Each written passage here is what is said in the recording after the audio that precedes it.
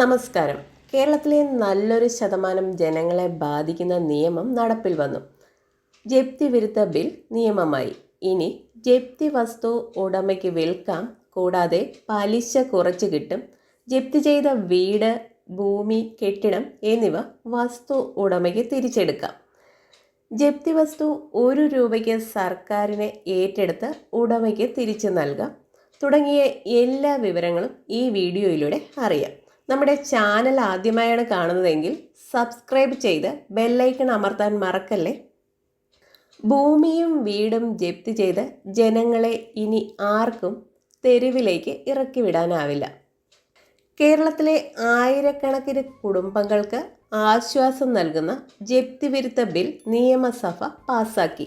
1968 നിലവിലെ നിയമം ഭേദഗതി ചെയ്തുകൊണ്ടാണ് 2024 നികുതി വസൂലാക്കൽ നിയമം കേരള നിയമസഭ പാസാക്കിയത്.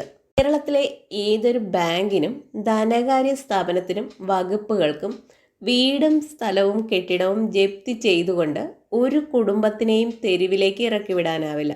കേരളത്തിൽ പ്രവർത്തിക്കുന്ന സഹകരണ ബാങ്കുകൾ, ദേശസാൽകൃത ബാങ്കുകൾ, ഷെഡ്യൂൾഡ് ബാങ്കുകൾ, കൊമേഴ്സ്യൽ ബാങ്കുകൾ തുടങ്ങിയവയുടെ എല്ലാത്തരം ജപ്തി നടപടികൾക്കും കേരള സർക്കാരിന് പുതിയ ജപ്തി വിരുദ്ധ നിയമപ്രകാരം ഇടപെടാവുന്നതും സ്റ്റേ, മൊറട്ടോറിയം എന്നിവ പ്രഖ്യാപിക്കാനും കഴിയുന്നതാണ്.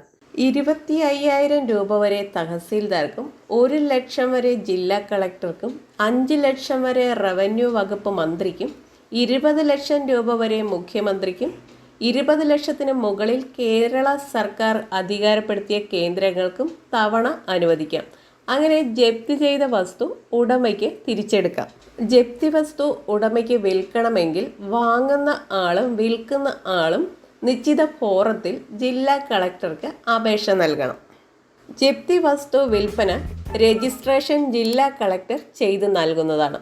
ഉടമ മരിച്ചാൽ അവകാശികൾക്കും അപേക്ഷ നൽകാവുന്നതാണ്.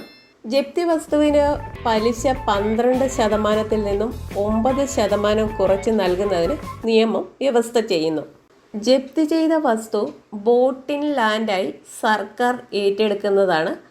പണം ഗഡുക്കളായി അടച്ചാൽ വസ്തു തിരികെ ലഭിക്കുന്നതാണ്. വീഡിയോ ഇഷ്ടമായാൽ ഒരു ലൈക്ക് തന്ന് സപ്പോർട്ട് ചെയ്യണേ. വീണ്ടും കാണുന്നത് വരെ ബൈ.